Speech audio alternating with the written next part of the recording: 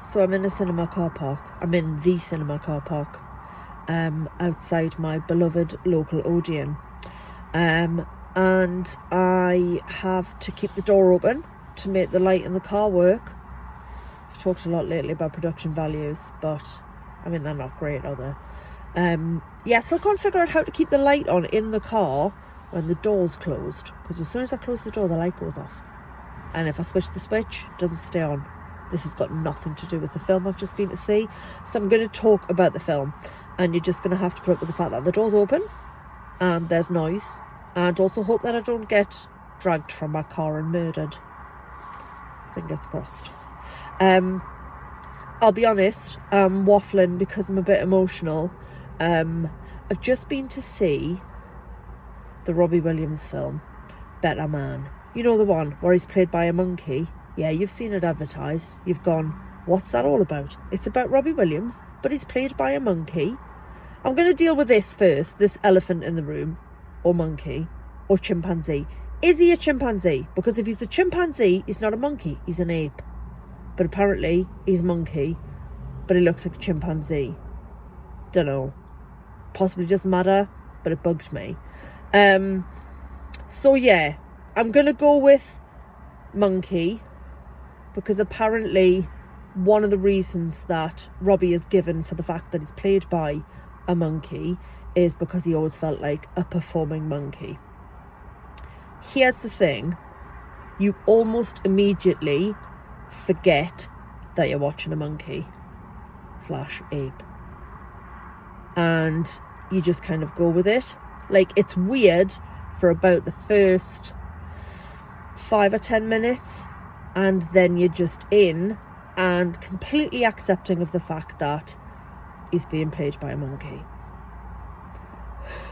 I feel as if I've launched myself straight into this and I don't really know where I'm going. I'm very, very emotional. I've properly cried my eyes out at the end there, and I don't really know what to do with myself.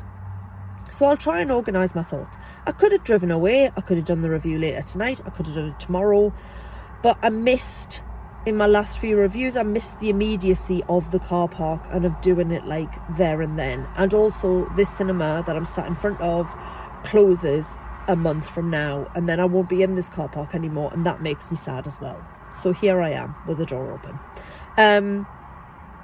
Michael Gracie made his debut in 2017 with a little film you might have heard of called The Greatest Showman. He is an Australian fella. He's a visual effects... Is he a visual effects guy? He's got a background in that sort of thing, music-y videos. I just had a quick look at him on IMDb, and I was wondering what his nationality was. Australian is the answer. And yeah, so he started with The Greatest Showman, which wasn't particularly well reviewed, and then went on to break records and is much beloved. And then this is his next film, 7 years later, and it's Robbie Williams' life story, but where the central character is, have I mentioned, a monkey. So we start in Stoke-on-Trent with 9-year-old Robert, who's not very popular. He's got a bit of a bleak existence. And straight away, one of the things that sort of pulled me straight in was how real it was, despite the fact that it's a 9-year-old monkey. I lived in Stoke-on-Trent for 4 years.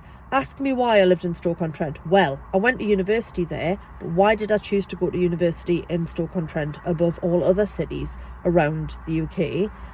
Because it's where Robbie Williams is from. This is probably a good time, 4 minutes into my review, to tell you that I am, and have been since age 11, a massive Robbie Williams fan. I love the guy. I always have. Since I was 11, I'm 43. Oh, the light's going out in the car. Ah, dagnammit. What about if we close the door and then open it again? What do we think, boys and girls? No, the light's not coming back on. Well, I'm not starting over, so we'll just have to put up with the fact that it's... Way, there we are. Oh, it was like a spotlight coming on. I love Robbie Williams. I've loved him since I was 11. That's 30 odd years of my life, and when I was choosing universities, I was like, I am going to go to Staffordshire University because Stoke-on-Trent is where Robbie Williams comes from. That was my reason for choosing my university. It's a terrible reason for choosing a university, but I love the guy. So yeah, straight away I'm in, because they're reflecting gritty, impoverished Stoke-on-Trent, and I'm like, yes, this reflects a Stoke-on-Trent that I knew. So straight away it feels quite real, although fantastical. And we meet Rob and his nan, played by Alison Steadman, his dad, played by Steve Pemberton, and we see his life, we see his desperation for fame and acceptance, and then it all happens in the blink of an eye. He is famous. He has got everything he's ever wanted. He's got money, he's got fame, except he's in a boy band, a little boy band you might have heard of called Take That. And again, he's not satisfied. It doesn't give him what he wants. And he keeps thinking, if he gets a bit more famous, if he gets a bit more money, if he's a bit better known, if he wins this award, if he plays this gig, then all of the demons, all of the self-doubt, all of the everything that nags at him and keeps him awake at night will go away. Except it won't. And it doesn't, because he is a flawed and troubled individual. And what you're watching is a man, a monkey, deal with imposter syndrome, anxiety, clinical depression, outrageous drug addiction, alcoholism, all while smiling and playing the clown, playing the entertainer. And at times it is really, really hard to watch. If we're thinking of musical biopics of the last few years, and there've been a few, if I take Queen's the Bohemian Rhapsody film, and Rocket Man, the Elton John biopic, Better Man falls more into the Rocket Man category than it does into the Bohemian Rhapsody one, in so much as it takes Robbie's music and uses it to tell a story. And because I am such a big fan, at times the lack of chronology really bugged me, because like really early on when he's in Take That, there's a montage, but it's all of Take That and Robbie performing Rock DJ, which of course doesn't make any sense because that's a Robbie solo song. So I had to put that to one side. And I knew within Rocket Man, for example, having them singing, I'm trying to think, but there's songs in Rocket Man that come really early that weren't, I mean, you've got, for example, you've got like a young Elton John in a pub when he's still Reginald Dwight playing Saturday Night's Alright for Fighting, which doesn't make any sense because they hadn't written it yet. For some reason in Rocket Man it didn't bother me because I'm not a massive Elton John fan, but in this I was like, but that didn't happen in that order, and I just had to put that to one side and go, Katie, it's being played by a monkey, we're clearly in a sort of parallel universe here, so you're just going to have to go with it. Visually, it is incredible, and at times it is so real, and then it is so fantastical. And there are big song and dance numbers, a la The Greatest Showman, with choreography, and obviously put me in mind of Wicked, that I've seen twice recently. So it's a big jazzy musical, and it's a musical biopic, and it's the story of a man and addiction and fame and what it does to you. It shows his relationship with Nicole Appleton. The Gallaghers make an appearance. The two actors playing Noel and Liam Gallagher, particularly Liam, superb. The guys that picked to Take That, are really good. Like, they look enough like them, but not, like, they haven't tried too hard, but it works. I hate Nigel Martin-Smith more than I can articulate, and I've never met the man, and if I ever do, I'll kick him in the knackers. It's very sweary. It's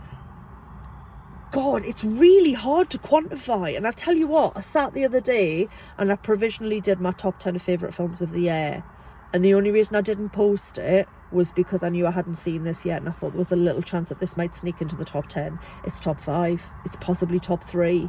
It is unique and bold and brilliant and sad and wonderful and lots of other things that I haven't got the words for.